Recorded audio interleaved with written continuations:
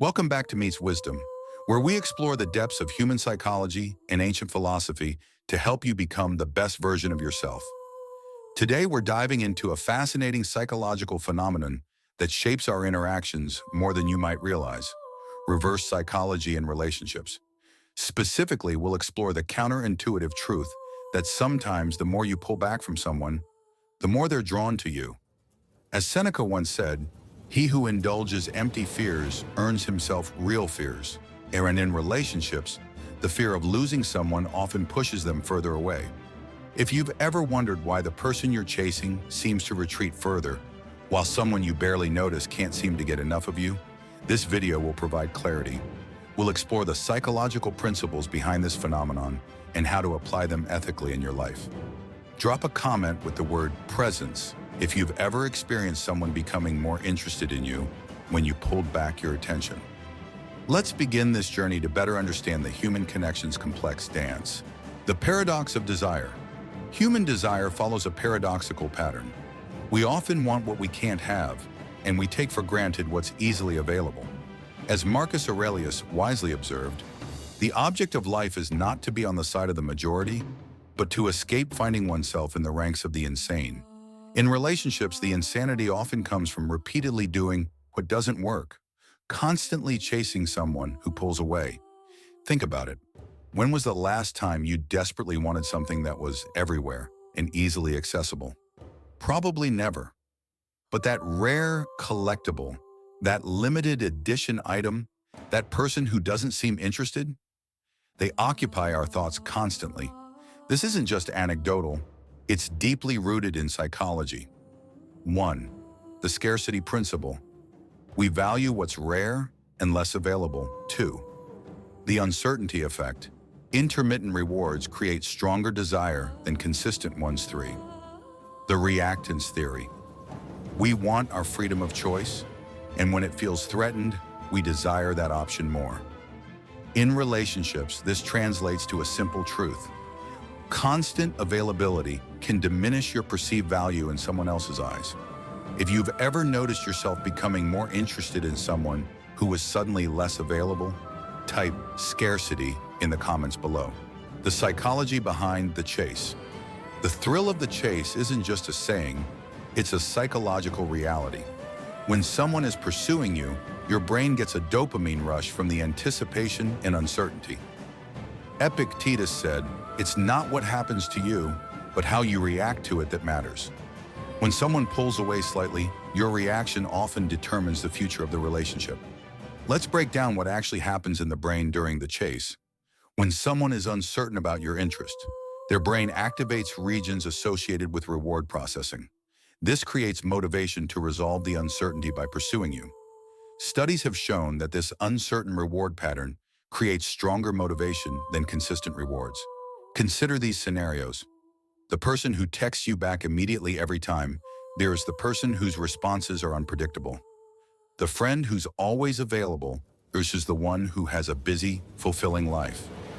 The romantic interest who openly pursues you versus the one who maintains some mystery. Which ones occupy more of your thoughts? This isn't about playing manipulative games. As Seneca advised, no person is free who is not master of themselves. This is about understanding human psychology so you can maintain healthy boundaries while creating genuine attraction. Have you noticed yourself thinking more about someone when you weren't sure of their interest? Comment dopamine if this resonates with you. The mistake of excessive availability. One of the biggest mistakes people make in relationships is being excessively available. They believe showing constant attention demonstrates love and commitment, but they don't realize it can have the opposite effect. As Seneca wisely noted, too much of a good thing is good for nothing. Even positive attention, when excessive, can become overwhelming or devalued. Signs you might be too available. You drop everything whenever they call or text. You always initiate contact. You rearrange your schedule to accommodate them with no reciprocity. You're constantly visible on social media, watching their every move. You respond instantly to every communication. The Stoics taught us about moderation in all things. Marcus Aurelius said, "You have power over your mind, not outside events." Realize this, and you will find strength. Your availability is within your control, and managing it wisely can transform your relationships. If you've ever felt yourself becoming less interested in someone because they were too available, type balance in the comments. Remember, this isn't about playing games or manipulating others.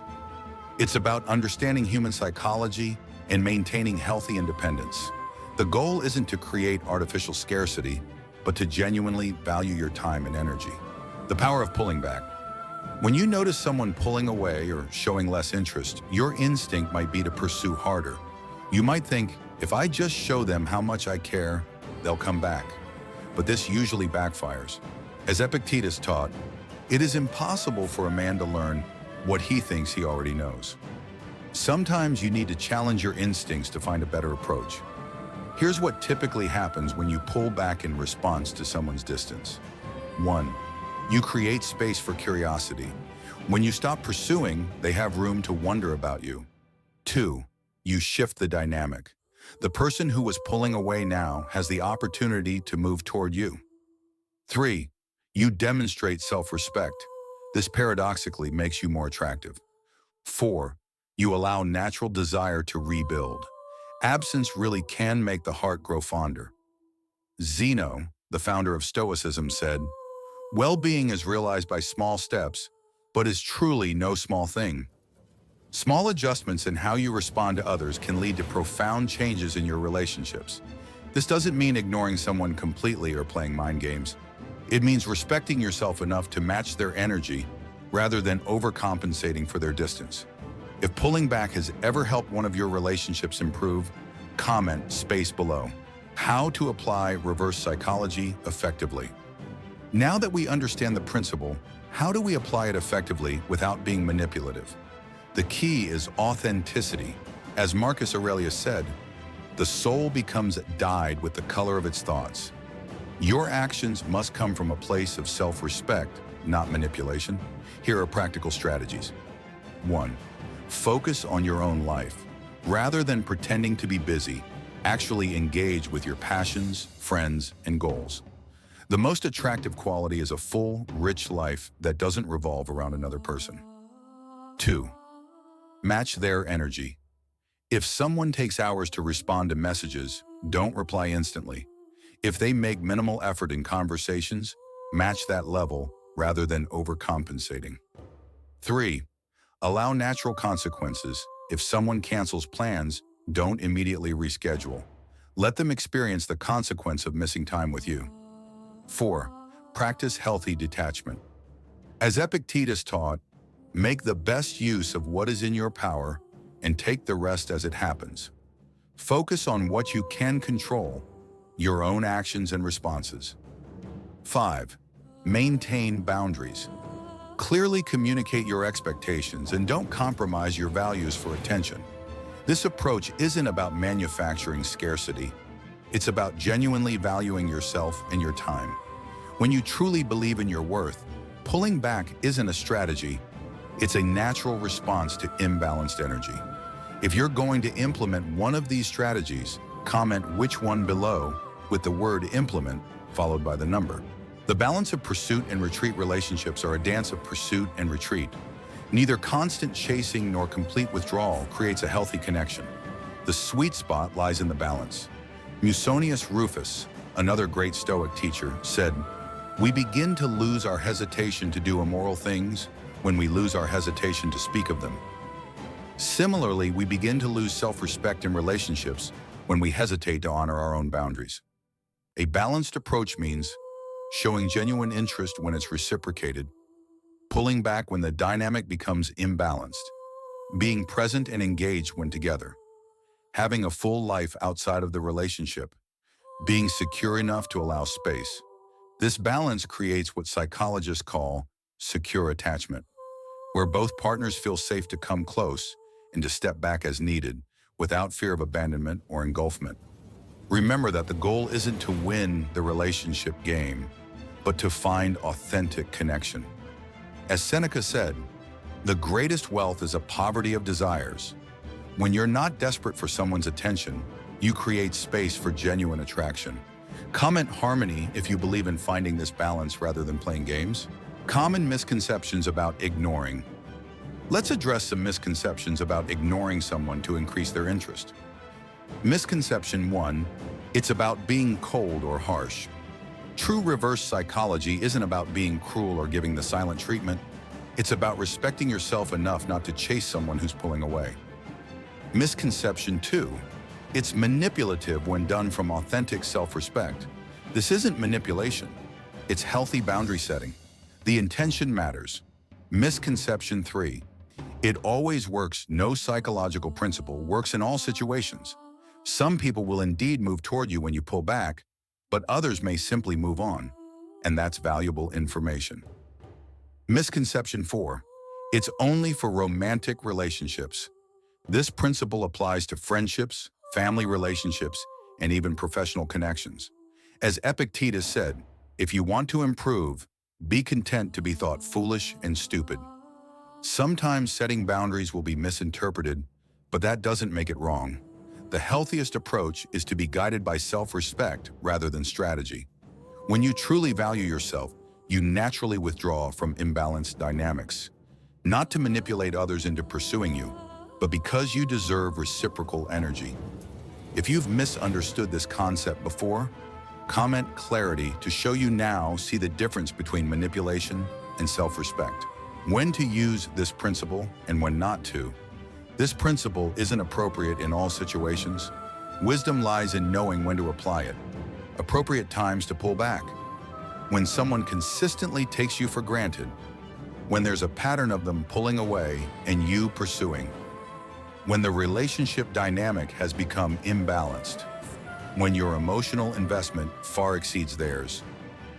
When you find yourself compromising your values for attention, times when pulling back may not be appropriate.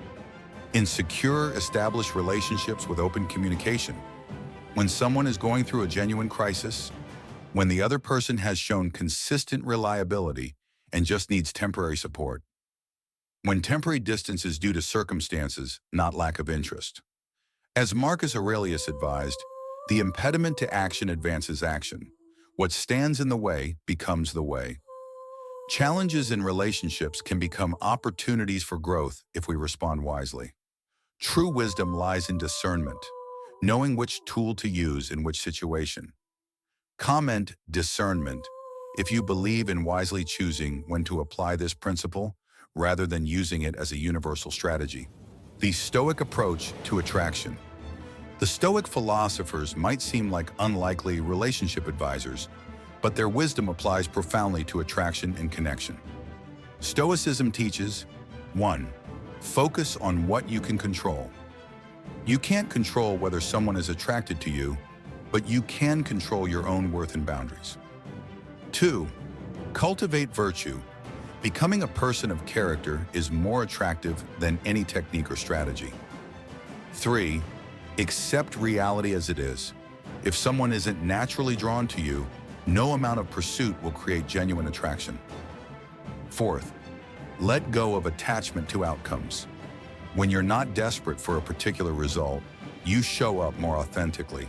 As Epictetus said, he who is free in the body but bound in soul is a slave. Don't become a slave to someone else's validation or attention. The most attractive quality is freedom. Being complete within yourself, regardless of whether someone chooses to be part of your life or not. This inner freedom creates a magnetic quality that no amount of strategic pursuit can replicate. If you appreciate this Stoic relationship perspective, comment freedom below. Practical example, a case study. Let's explore how this works through a practical example. Michael had been pursuing Sophia for months. He was always available, texting immediately, rearranging his schedule for her, and putting his life on hold whenever she wanted to see him. Despite his efforts, he noticed she was becoming increasingly distant, taking hours to respond, and often canceling plans last minute. Following conventional wisdom, Michael increased his efforts, sending thoughtful gifts, planning elaborate dates, and being even more available. But Sophia continued to pull away. Finally, Michael took a different approach. He remembered the words of Seneca, "Most powerful is he who has himself in his own power." He decided to reclaim his time and energy. 1. He focused on his neglected friendships and hobbies. 2. He stopped initiating contact for a week. 3. When Sophia finally reached out, he responded warmly but briefly. 4. He declined a last-minute invitation, explaining he had other plans. 5. He started sharing his genuine enthusiasm about his own life rather than focusing all conversation on her. Within 2 weeks, Sophia's behavior completely changed. She began initiating contact, asking thoughtful questions about his life, and making concrete plans to see him. The dynamic had shifted. The key wasn't that Michael was playing games. It was that he genuinely refocused on himself and his worth. This created natural attraction. If you've experienced a similar turnaround in a relationship, comment "turnaround" with a brief description of what changed. The ethics of reverse psychology. It's important to address the ethical dimension of using psychological principles in relationships. The line between manipulation and healthy boundary setting lies primarily in intention. Manipulation seeks to control another person's behavior for your benefit without regard for their autonomy. Healthy boundary setting honors both your worth and the other person's freedom to choose. As Marcus Aurelius said, "Waste no more time arguing about what a good man should be. Be one." Similarly, waste no time trying to trick someone into wanting you. Instead, become someone worthy of desire and respect the other person's freedom to recognize that worth. The ethical application of reverse psychology means 1. Being transparent about your boundaries. 2. Having genuine self-respect, not pretending to be unavailable. 3. Allowing the other person full freedom to respond as they choose. 4. Having no expectation or demand that they chase you. 5. Being willing to accept if they don't pursue you after you pull back. Remember, the goal isn't to manipulate someone into wanting you. It's to create space for genuine attraction to develop naturally. If you're committed to applying these principles ethically, comment ethics below. Beyond reverse psychology, building lasting connection. While understanding the psychology of attraction is valuable, lasting relationships require moving beyond these dynamics. Once mutual interest is established, the focus should shift to 1. Open communication, directly expressing needs and feelings. 2. Consistency, being reliably present. 3. Vulnerability, sharing your authentic self. 4. Reciprocity, equal give and take. 5. Growth, evolving together. As Seneca advised, associate with people who are likely to improve you. The ultimate goal of understanding attraction isn't to play games, but to find relationships that help both people become their best selves. True connection comes when both people feel secure enough to be fully themselves, without strategies or manipulations. The Stoics emphasize virtue above all else. Epictetus said, "Make it your goal to cultivate the right character traits rather than wealth or fame." In relationships, cultivate honesty, respect, and courage rather than tactical advantage. The most fulfilling connections come when we move beyond the dynamics of pursuit and retreat into mutual respect and growth. If you value authentic connection over strategic advantage, comment genuine below. Conclusion: the wisdom of space. We've explored how pulling back can sometimes create space for someone to move toward you, but the deeper wisdom lies in creating space for yourself, space to grow, to define your boundaries, and to recognize your worth. As Marcus Aurelius said, very little is needed to make a happy life. It is all within yourself, in your way of thinking. Your happiness should never depend on whether someone pursues you. The ultimate reverse psychology may be this: when you truly don't need someone to want you, you become most worthy of being wanted. Remember these core principles. 1. Value yourself enough to match others' energy. 2. Create a life so fulfilling that you don't need anyone's pursuit. 3. Allow others the freedom to choose you or not. 4. Recognize that genuine connection can't be forced or manipulated. 5. Apply these principles with authenticity, not as tactical maneuvers. If this video has given you a new perspective on relationships, please hit the like button right now.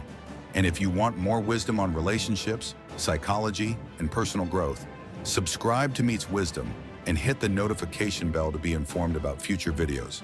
Drop a final comment with wisdom if you're committed to applying these principles with integrity and self-respect. Thank you for joining me on this exploration. Until next time, remember that true power in relationships comes not from controlling others, but from mastering yourself.